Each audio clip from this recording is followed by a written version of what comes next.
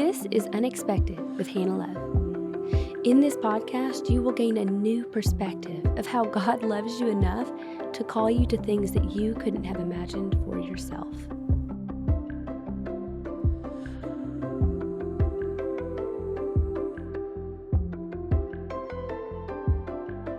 Good morning, babe. Good morning. How are We're you? back. We're back. It's so Coffeeed good up and ready to go. Well, almost. Almost. I'll be drinking mine as we have this combo today. Thanks for coming on. You are so welcome. How's These your day are- going this morning? Well, you've been here. It's been wild times, but that's our life.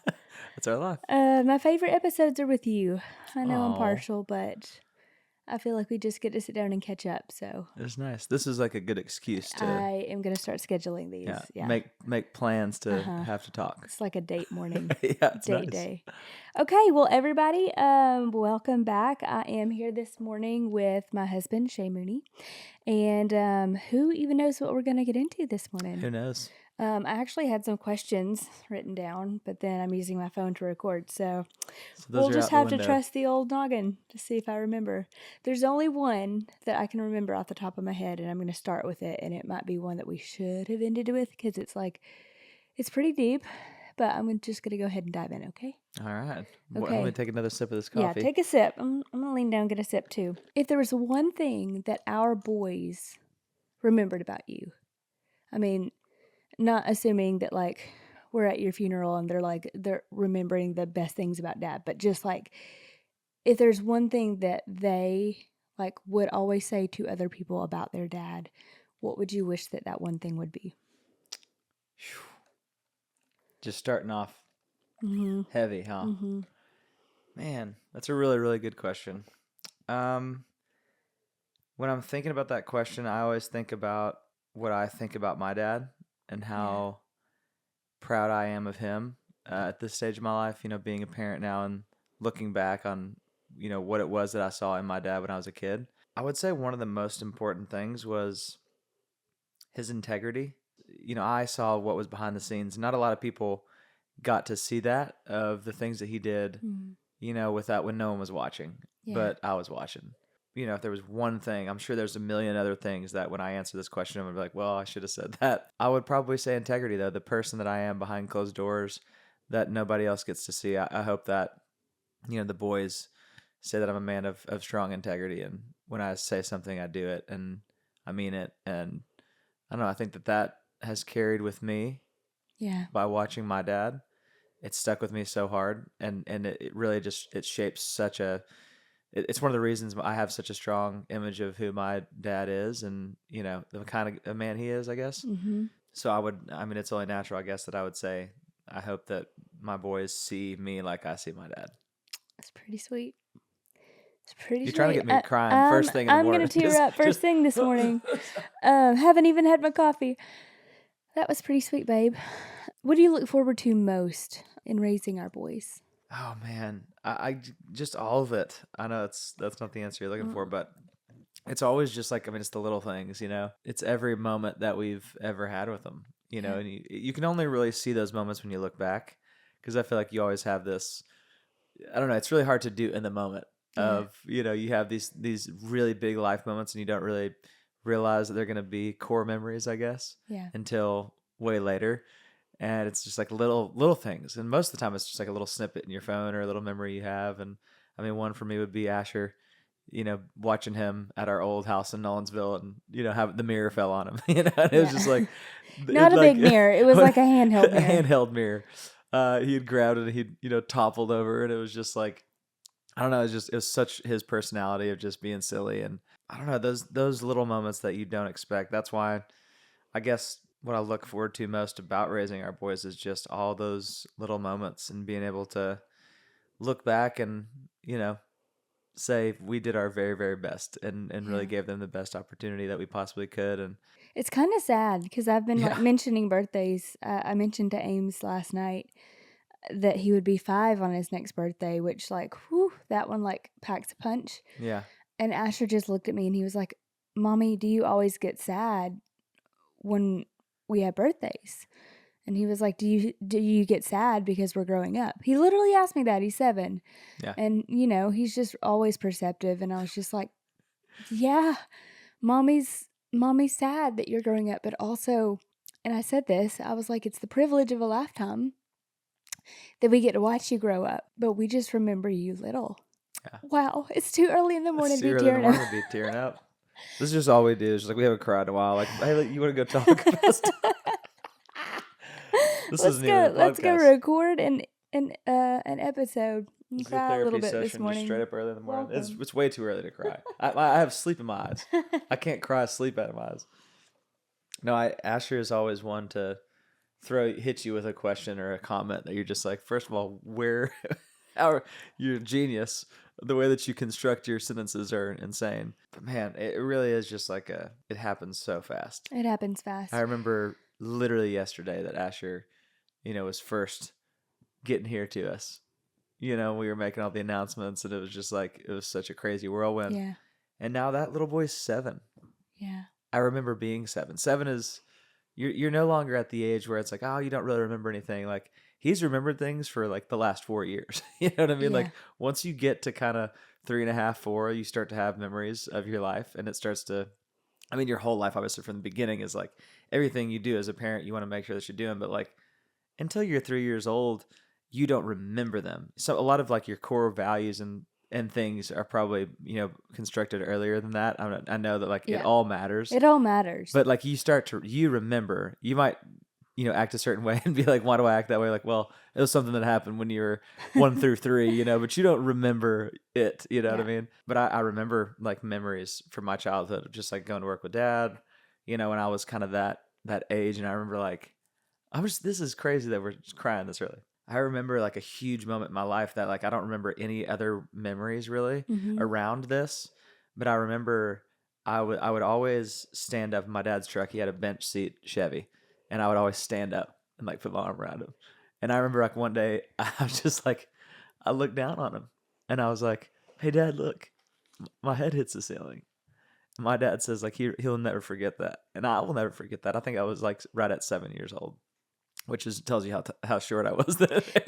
So until 7 years old, the bench seat was not, there was not a lot of height there. Yeah, like I remember that, and like it was such a big moment in my life because it was just me and dad, and it Yeah. was like the guys hanging out, and I was an only boy, and so like whenever I had, I would go to work with dad a lot, but I remember driving to baseball practice, being like, Dad, I can touch the ceiling, and I was so excited, and for me it was like I'm grown up.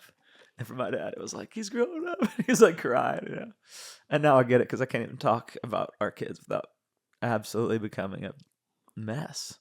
Mess. It's embarrassing, but I've gotten over it. I've gotten over it. It's I'll not cry. really that embarrassing. Yeah, I'll cry. I don't We care. care enough to cry, Yeah, exactly.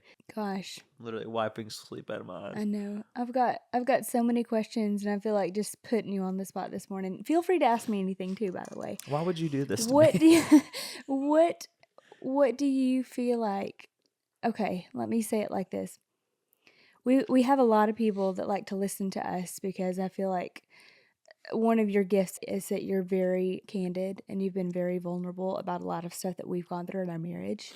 What is something that you would share with people that are in early years of their marriage? What is something that you would share maybe with the husbands or the men that are listening about that season of life? Because the first few years can be, I'm not saying always, but can be pretty rough. I'd be just surprised if they're not. I mean, if you go through, a couple years of your marriage and it's super easy and you're in the honeymoon phase, like great for you. But I think it's important to know that life is seasons.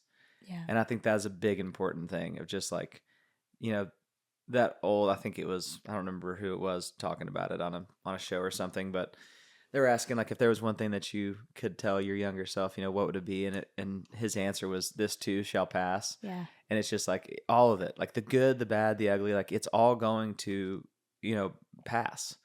And I think that there's something beautiful about that, knowing obviously you ride those highs and lows, but trying to find that middle ground. I think that's what we're called to do as Christians is, Jesus is our rock. It's not the rock that's, paragliding from the mountain, and it's not like, you're trying to become more like Jesus, which is he's a rock.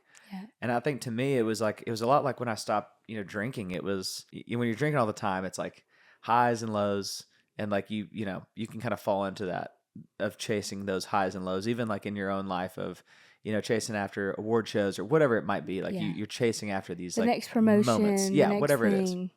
When you go sober and you're living this life of trying to be more steady, it is a little bit more like it's a shell shock because there's not these jolts of excitement. There that will come, but it's not as exciting. It's not as high, but it's also not as low. Yeah. You're kind of right here in the middle. It's kind of a boring life in a good way. And Stable, I think, is probably stable, the word but that I you're like looking boring. for. I like boring because, and I heard John Mayer talking about this when he was talking about him going sober.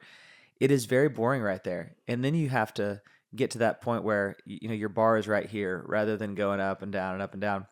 Your bar is right here, but over time, you learn that your life gets better and it's more enriched and it's more full, and your bar starts to be raised up here, Yeah. where it's just like everything is better, and now I get to enjoy my life all the time, and I Well, feel it. it's You almost know, like when you're in that place of coping and chasing the high, you're missing the in between. yeah, And so by that, I just mean that you're a little bit blind to those ordinary moments in life that are actually the core memory moments. yeah, And you're blind to them because you're so busy trying to reach that next thing that yeah. you're missing, like the kids playing in the sprinklers in the front yard. That's like their whole childhood memory, Yeah. you know? One little Whereas, memory to you that like kind of flies by, but when they're looking back on their life, and because right now, if you do it, you close your eyes and think about your life when you're a kid. It's going to be a series of pictures and like little video clips that your mind yeah, plays, and that to you is like the biggest moment ever. yeah, You know what I mean? But like, if you ask your mom, like, what would that be? And maybe your mom got to enjoy those moments, but like, a parent is going to be different most of the time. mm-hmm, But our kids are going to remember those moments like their life depended on it. mm-hmm, And I think that there's a little bit of there's beauty, but there's also grace in that. Like I think back, and when I'm thinking about my childhood, my dad was gone a lot, like working, and we yeah. went to work with him a lot. I know your dad was gone a lot. I don't necessarily look back on my life and think they should have been around more. Yeah. I've never Yeah. thought that. You know what I'm No, saying? but because to us that was just normal. Yeah. It- But it's also, I think that there's a big lesson to be taken from that, and should be like, solace for parents of just like, you know what, they're not going to They don't know what they hold you don't accountable know. for every little thing. I think that it's like, all right, what do you remember about your parents? I remember that my dad loved me more than anything, and that he would work, a billion hours a week just to, make sure we were taken care of.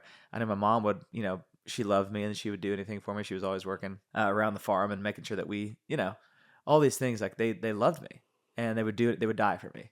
And I feel like that's the two things that it's just like, I would do that for our kids. You would do Yeah. that for our kids.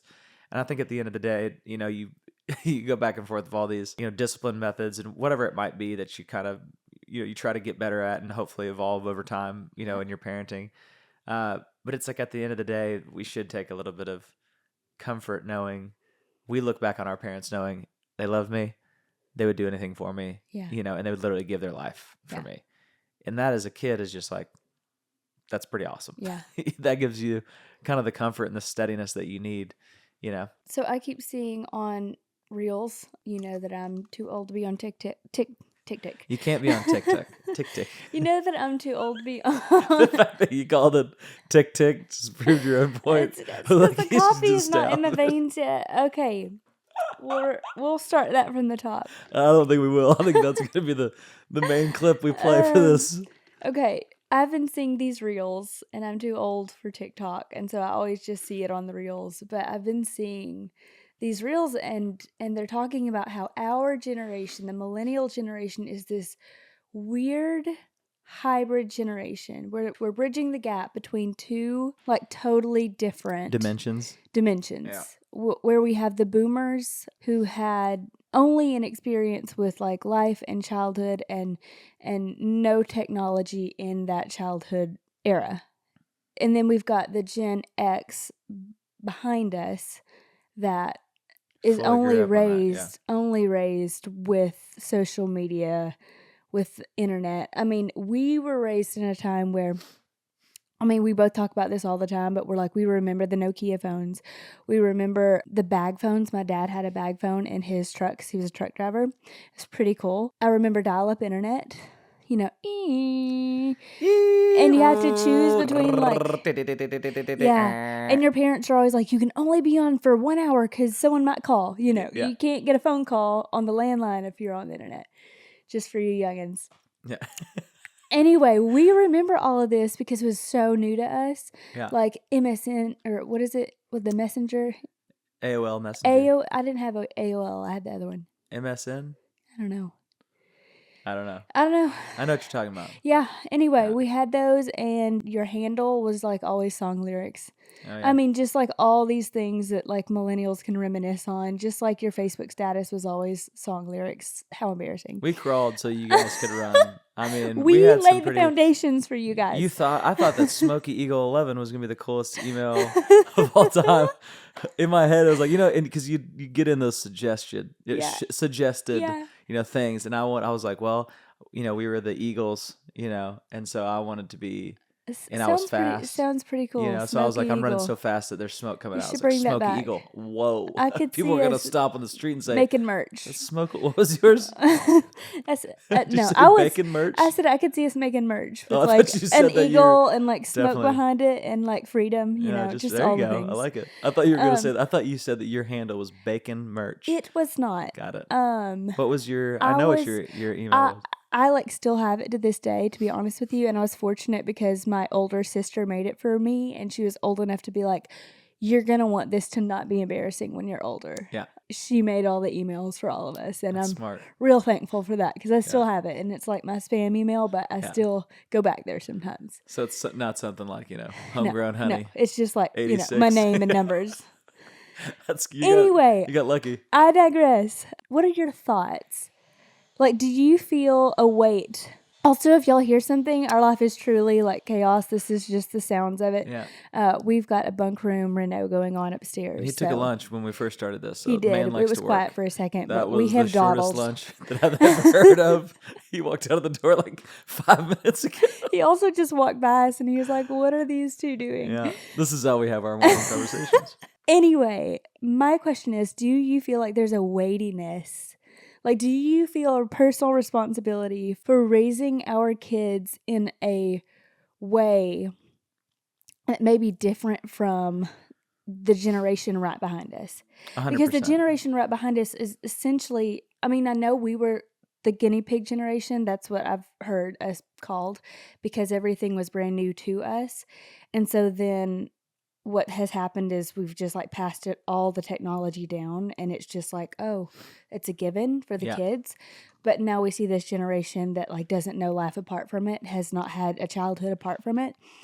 Do you feel like it is up to our generation to in some way take that back and reestablish what a healthy childhood should be for the kids that we're raising? I think it's absolutely crucial. Yeah. I think if we don't do it, it could be not only physically and mentally damaging, but I just think that where that pushes our society, I think it's, not to sound dramatic, but I think that we're the last line of defense for our kids in this next generation on which way that compass points. I agree. Because I think that we've seen the dangers of what social media can do. I mean, we kind of experienced it, very early on when Facebook first started and all these things like Zanga and whatever else. And like we had what flip online phones. We didn't even have Facebook until college. You had to have like a college email to have it. But we saw like, online bullying was kind of a thing. But like if you online bully, like what a loser. Yeah.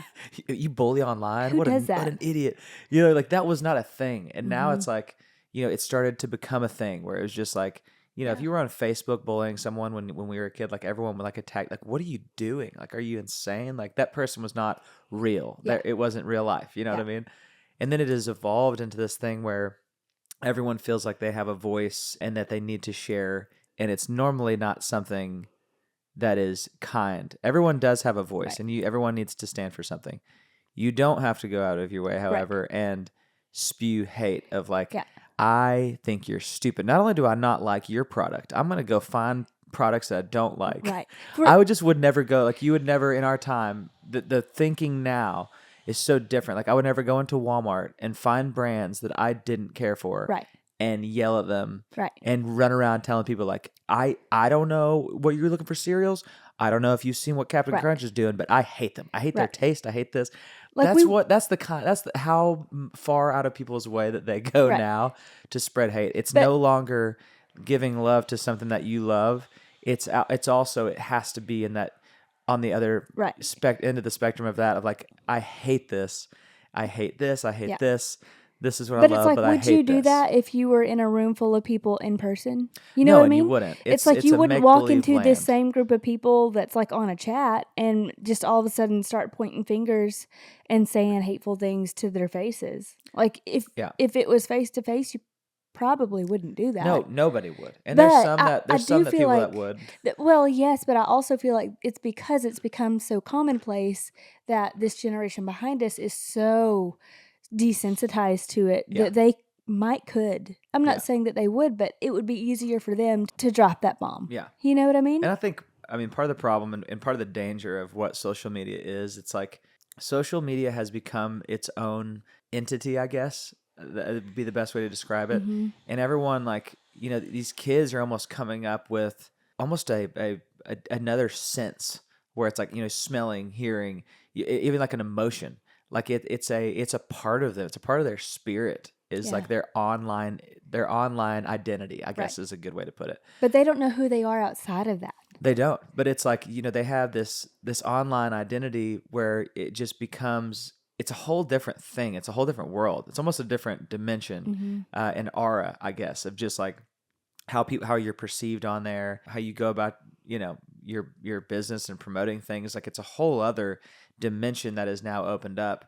And that didn't exist when we were kids. And I feel like it's really, really important to know that we don't have to have that. And you don't have to live in that world. Right. It didn't even exist that long ago. But people are living and dying by how people perceive them online. Right. And I think this was like a Black Mirror episode. I don't know if you've heard of that show. There was one episode that I've seen kind of in depth because it was very scary because it was so real life of like kind of how the world works. And it was in the future. And basically, there was no money anymore. Your currency was how many likes you got. Ooh, that's scary. And it was really scary because it kind of is that way.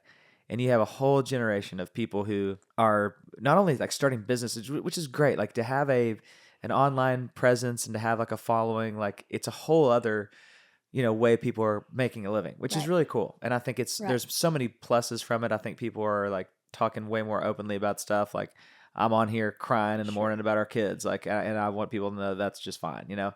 But it also has opened up this whole other thing that they don't have the benefit of what we had. We lived a life before this existed, right? And so I have my feet on the ground, and I can also have my head I can dip my head in the clouds a little bit up here and have fun, you know. Yeah. But for kids, it starts when they're very young.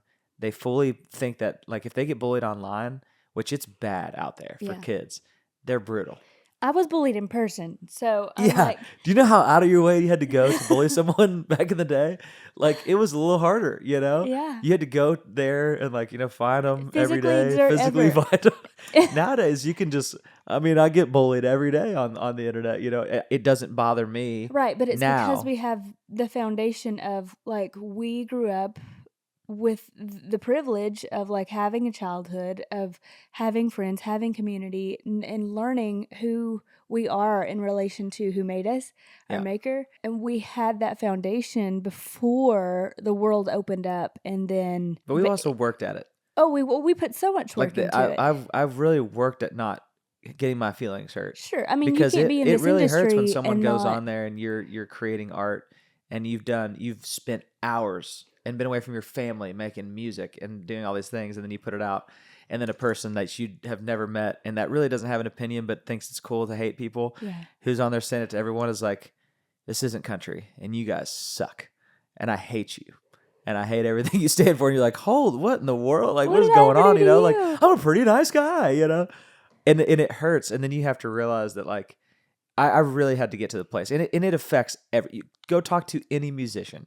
People don't talk about it a lot, but like a lot of our friends that I won't name names because I'm sure they've talked about it, but like it really affects them. It affects their everyday life, and I have really worked at it to like not be affected. Yeah. And it still affects me sometimes. It never like no one is immune to this stuff. It really hurts because it's real life stuff. But I think it's important to know that those people, no one that is in a healthy place in their life. And if you're saying this and you're like, well, I did that and I'm in a healthy place, you're not.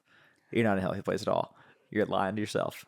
If you go out of your way to say something negative on somebody's post or whatever it is, and give your opinion that is like putting someone down, that's unnecessary. It is so unnecessary. Also, like something is within you is broken. Yeah. I don't want that to be taken out of context of like you're broken, like you're No, but a we're messed up all person. broken. First of all, we're all broken, but like something, you've been hurt in a way that you feel like you need to hurt others, because it's like the old saying, hurt people hurt people. Right. It is so true, because I go and I look at the people who are commenting these things, and now I just don't. It doesn't affect me. I've gone so far away from it of just like of not being angry, but just being like, you know what, like you're actually better at it than me, because you're clearly going through something. I'll take things personally, and you're like, babe, let it go, Well, and I'm like mad for you. It just doesn't matter, because I just know that like at the end of the day, they can only hurt me if I let them hurt me. Sure. And they can say something, but I know who I am, and I know whose I am.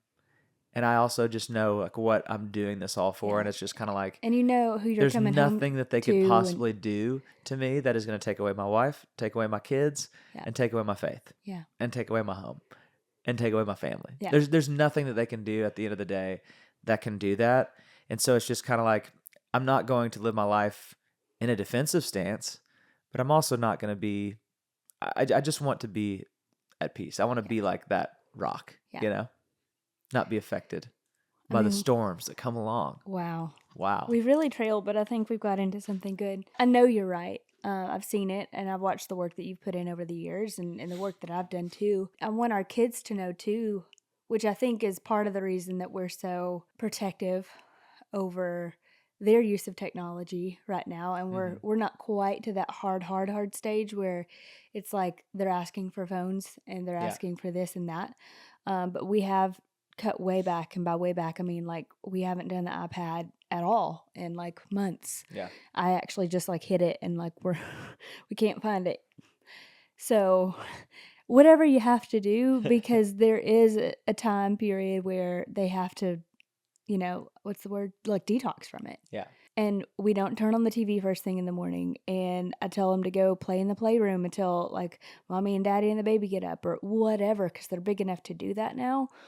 But the days go so much smoother. It's like I ask you, I think we do have a responsibility, because even if the generation below us has the best intentions, and I'm sure they do, because what person becomes a parent and doesn't have good intentions of being a good parent and raising awesome kids, that's just a given. But they aren't equipped to do that like we are equipped to do that, because they did not have the childhoods that we had necessarily. That's like painting with a broad brush, but I mean, what I'm saying is we didn't have cell phones, we didn't have internet until we were at least teenagers, late teenagers, and it wasn't the access that people have now. And it's a fully different thing too, and I'll get into this because I know that you've got to go here soon.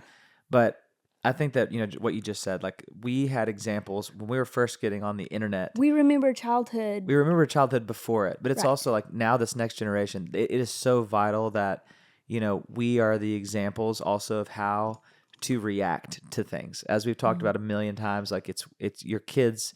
They see you and how you react to a real life scenario. A woman comes in the house, whatever, you have an interaction with her and she does something nasty to you and you react with grace. Like our kids see that, and that's how they're going to want to respond to hate or whatever it is that might happen in our lives. And it's like, we're not always going to do it right, but it's just like, I think that, this generation, we didn't have anybody to be like, hey, how do we deal with online hate with? It was like a first time like thing. And I think that the kids who had, a childhood that they kind of were able to look at and be like, okay, like I know that none of this really matters. Right. But then like kind of the generation after us, they were fully immersed in it from like young ages. Right. There was no guideline of like, how am I Right. supposed to react to this? And it's like, I watched my dad in real life, how he handled people. I watched him, get sued by people that he was trying to pay their medical bills, and he still like responded with kindness. And like I shaped my whole personality with things that Right. I saw. And so now I feel like And it's part really of that important is on the because internet that we treat, like we tell our kids, like, hey, first of all, these people, if they're saying something bad, like they're probably hurting themselves. Take that at face value, like, and don't pay attention. It doesn't matter, like, because if we put weight into it and we are like being hurt, if we're giving them they're gonna think that, well, that matters. You know what I mean? But if like we really make sure that we are putting weight into the things that need to be, put weight in, then that's what our kids are going to start to value. If we devalue the things that don't matter, where it's like that stuff, and we do this, we've done this a good job of this. We had recently had some things stolen out of our cars, yeah. and had like 15 grand worth of stuff that was stolen, and it really stunk for us. We're like, that's a real big bummer. It was like personal, some jewelry and things. Right. And But our our first takeaway, response around the kids was, it's it's just just stuff. stuff. And we said that early on, and like the whole day we were kind of like, it is what it is. And Asher's like telling all our neighbors and like anyone that comes in the house, which, if you have little kids, they just like any news, Any they will news. tell anyone. And so they're just like, we got robbed and these people stole this and this. And, people are just looking at us and we're like, it's just stuff. Yeah. It's just stuff. And I know that affects them, because I've heard Aim say like, it's a good thing it's just stuff, with this sweet With little this like little thing, shrug. and it's like, It's so cute. I want that to be our kids' attitude of like, I want them to know that like all this is just stuff. Right. And I want that to be a main, like a core value that they have of just like, it is not important. Yeah. And it's not important to mom and daddy.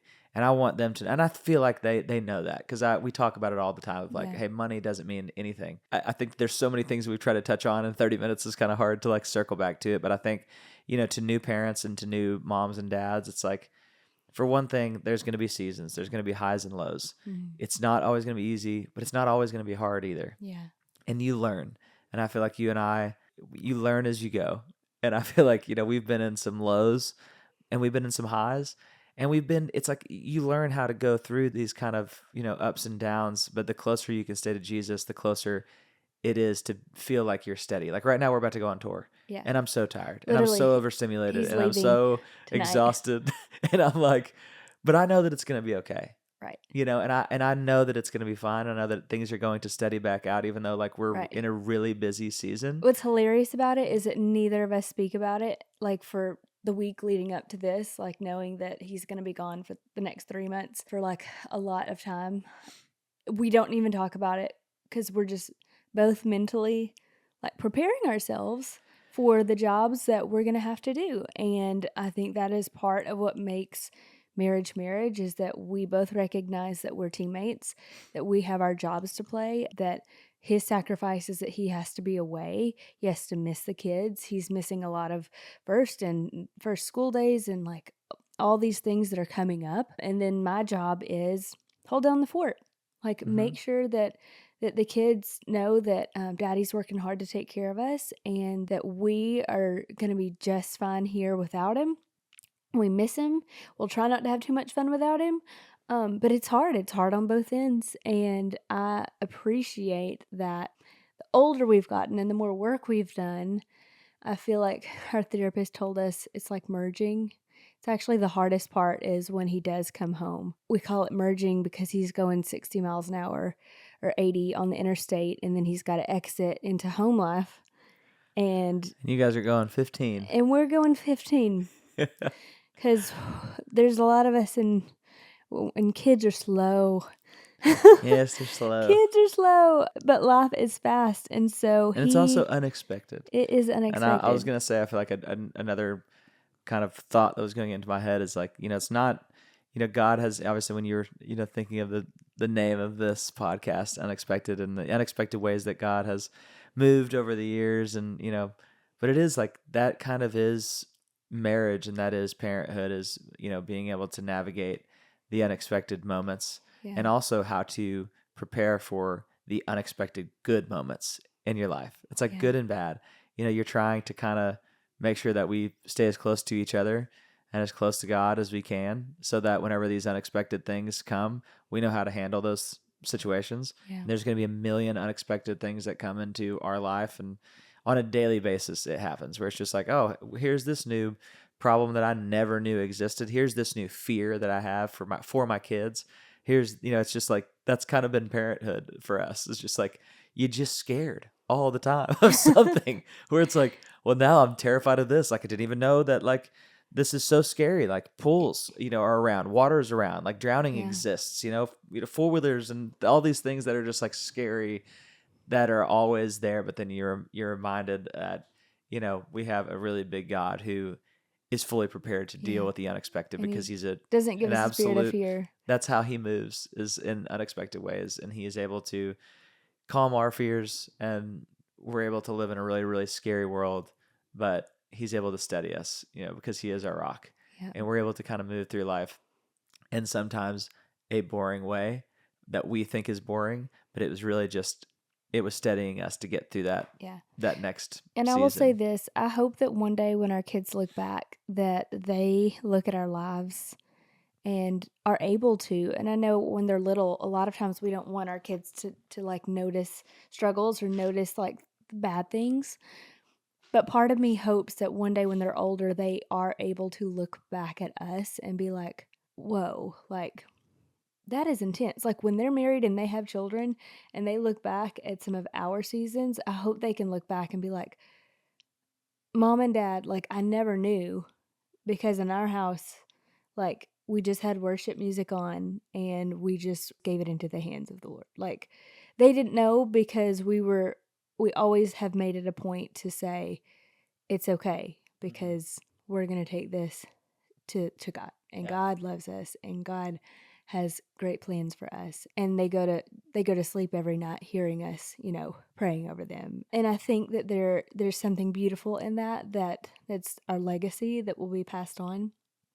And I'm really proud of us for it. I'm also hopeful that there are a lot of things that we will do and are doing that we can pass on to our boys, this generation that's coming up. And again, none of this is to make Generation Z, is that it? Gen Z? I've never known. I've never known. None of this is to make I don't know what the gens are. anyone else feel bad. I just think that there is a special sense of responsibility that we should have to give the gift of childhood back to our children, because we're the last ones to remember what that was. Yeah.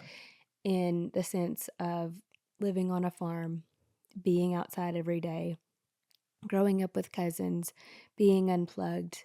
The only rule was you come in when the sun goes down. Just not worrying about a schedule and camps and an overly packed like itinerary for the summer. Just being outside. I looked at Shay the other day and I was like, I feel guilty, because at this point I feel like Asher and Ames play together really well. They fight a lot really well too, but they play together really well. And I'm like, I feel kind of bad, because I'm like, I just tell them to go play, and I feel like they see each other more than they see me and Shay, even though we're at the house. And Shay just looked at me and he was like, that's how it should be. It's 100% how it And I should be. was And I like, think about like it would have been weird you're when we were right. kids to see your parents more than you saw your siblings. That would have been very weird. And I And I was mean, like, oh man, yeah, that's you're right. so right. And then I like remember all of these reels of like, child psychologists or whoever they are. And they're like, the thing that's missing now, and I think Jordan Peterson even was like, independent play. Yeah. Is just unsupervised independent play. That's not to say that you don't check on your kids. It's just let them be kids. Don't hover and worry, and let them take healthy risk. I know Sissy Goff talks about that on Raising Boys and Girls, is let your kids take healthy risk, because there's a generation coming up who have had hover parents and they don't even want to learn how to drive. Yeah. Because they don't even want to ask kids to go to prom. Like the boys don't even want to ask the girls. They want to ask their moms to like ask someone. Like that just is crazy to me. But it's because they are so averse to healthy risk, because they've been so sheltered from it. And I think a part of that too is like it's always been dangerous to do everything always. Yeah.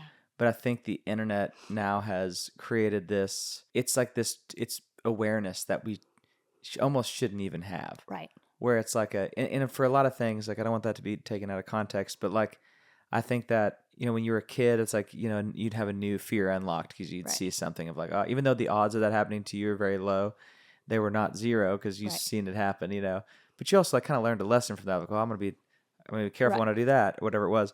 Now it's just like on the internet, you see these crazy things, and you're like, oh my gosh, You like, can get locked into an algorithm and it's see insane. 100 new fears. 100 new fears. Will sinkholes exist? Oh my god! Like you're walking around terrified No, all the that was time. an actual fear of my grandmother's. 100%. So I mean, it's like you can have that, but I think that when we were kids, we just didn't have that, and I think that that's why it's really important to just protect our kids from the internet, and for a million reasons. For boys, trying to fight against like online porn or whatever it might be. I think it's also just from trying to learn everything and being scared of everything when you're not prepared to know Right. about everything. Right. That's why it's just like it's not healthy to watch the news and Right. to watch all these things and to see all these stories of things you can't change. I mean, right now it's just like the politics are so heavy with everything, and it's like, you and I stay very up to date on Yeah. like things, and we have like our opinions and values that we hold. Right. But it's like, my goodness, everything. There's so many things in the world that two things can be true at the same time. It's Right. like, yes, I believe this, but also like it doesn't have to be one or the Yeah. other. There's a million different, things that are in avenues that I think are like, this is right. I feel like this is wrong. Yeah. This I don't really know about. But it's just put into two categories of like the left and the right. Right. And it's like, And when I your don't- kid can read, it becomes like that becomes an actual issue. Yes. Asher's gone through a phase where he like loves to find the newspapers at the end of our driveway, Yeah. and he like collects the newspapers, and he like wants to save all the newspapers. And I'm like, he can't have, like, do you know the things that they put in newspapers? It's He insane. I mean, there's reads. crazy stuff. He can read anything. Yeah. And so I'm like, I know that he likes to collect the newspapers, but like that's not something that his little 7-year-old mind needs to be worrying about right now. Because I know that I'm bad about it. Like I see news and I'm like, And it affects I gotta learn more about this. And it's like, what? Why? Why am I just hungry for, disaster? Is my soul like long for that? Just, I hope that's not as loud as it is in I real know. life. But is my soul like, am I longing for that kind of destruction in my life? Like, does it make me Right. feel better to know Yeah. that other people are suffering? And I think You know what I'm saying? 100%. And let me just end with this. I think it's really crucial that we're aware of that when Mhm. we like are self-aware enough to be like, man, I'm in a cycle of like, I can't stop clicking on news articles. I can't stop clicking on podcasts, like news updates, because I just want to hear the next thing and the next thing. And I'm spiraling, and like my stress levels are getting higher. I think it's super important to be aware of that and be like, what can I do to change this? Because you do have to be intentional. My default for the last 3 weeks, because we've just had so much go on that I am trying to protect my heart, I will go straight to worship music in my car. No, and I love podcasts. I'm like, I will listen to an audiobook or a podcast anytime I get a second to myself in my car. That's like my place, or when I'm walking. And I've just been going to worship music Yeah. because I don't need anything else to inundate my heart and my soul except to have a place of gratefulness and gratitude and just like worship and thankfulness to God for our family and for what we have, and for all that He's done for us. That's the place I'm choosing to sit in a season of stress, because frankly, we can't do anything right this minute about what's going on in our world. Yeah. And I think that when you realize how much the world can change when some people can rally around hope, I think that it's like you can't put enough value on that. And when I think about just like there's hope, there's joy in people's lives, I feel like for me, when I think about all the negativity that's in the world, it just perpetuates itself, and it's this cycle of like hatred and like all these things. Yeah. And I think it's so important that, we live in that for our kids, of just like of hopefulness, of like, you know what? Yeah. Things are not that bad. You know why? Because we get to create our own little world right here, and it's Yeah. up to us if we're going to change it. It's like if you want to sit around and talk about all the things that are wrong in the world, that's your prerogative. You can do Right. that. But I promise you that's gonna breed more hate, and it's gonna bring Right. more sadness. But if I sit there and I say, you know what, thank you, God, for this door. Thank you for this. And I start being grateful for little things in my Yeah. life. It not only becomes a good attitude, but it literally creates an Yeah. atmosphere of gratitude. And Your it creates that. perspective. Yeah. Your perspective will always be the thing you look at. Yeah. Like, just think about that. Yeah. I'm going to say that again. It's good. Your perspective will always be the thing you look at. Thank you for tuning into Unexpected with Hannah Love. And by that, I mean, if you're looking at the word, if you're listening to the Bible, if you're listening to worship, that's what your heart and your spirit and your soul is going to be filled up with. If you're listening to truth. That is what your perspective is going to be. And when shaken, that's what's going to come out of you. And if the only thing that you're looking at is negative and pessimistic and critical, the things that are going to come out of you are going to be negative and pessimistic and critical. So think about what you're feeding your spirit with, because that's what you are going to pour out, and that is what you are going to exemplify to your children, and that is what they will repeat back to the world, because you teach what you know, but you reproduce who you are. It's my favorite quote, and I say it all the time. Boom. I'm so sorry, but I have somewhere to be, and I love you. Yes. And maybe I'm actually going to stay here and finish the podcast. She's going to leave. He could. I would let him. I trust you. She's going to leave. We might pick this up and do like a little episode for the next week, just because I love where we're going with this, even though I don't know if y'all will love where we're going with this. Yeah, this is a new series that we're starting called Morning Rambles, to where we don't have a direction or really or a point or a theme or really a lesson probably, but it's just us talking, because we don't really do this all the time. It's true. Of getting to really get into the weeds. It's really mainly us just kind of like sometimes like falling asleep in the chair and like trying to hang on until bedtime. And then the 2 hours that it takes to actually get our boys to bed. Yeah. That's a whole season. But you know what? I know that this We too could shall do- pass. And we could do we're an not going to be this tired all the time. We could do an episode just purely on like relatable parenting. I think we should do that. I think we should do that, Yeah. because it would be Really, it's pretty just going to be hilarious. venting. Because sometimes, even though you don't want to be negative, it is good to talk about the funny things that you go through as parents, because I you don't know think that venting. you're not I think just like alone. laughing about Laughing where we about are it. and laugh Yes, right now, and like it is. let's. You got 5 seconds till 50 minutes. We got to keep it under 50 minutes. We do. Yep. Well, I'm like late. I have to be somewhere. 50 minutes. It's done. Like 10 minutes ago. I love you. I love you. I'm proud of Guys, you. thanks You look for beautiful. listening to us. We will catch you back next week. On Unexpected. And then that's when you can. Yeah. Thanks, babe. Are Yeah, you you're going to charge me for that, or? No, I will. Yeah. That's free. Put it on your tab. Thank you so much for listening today. If this episode has encouraged you, please feel free to share the show with your family and friends. There's a lot of stuff going on in the world today, and my hope is that this show is a candle in the dark.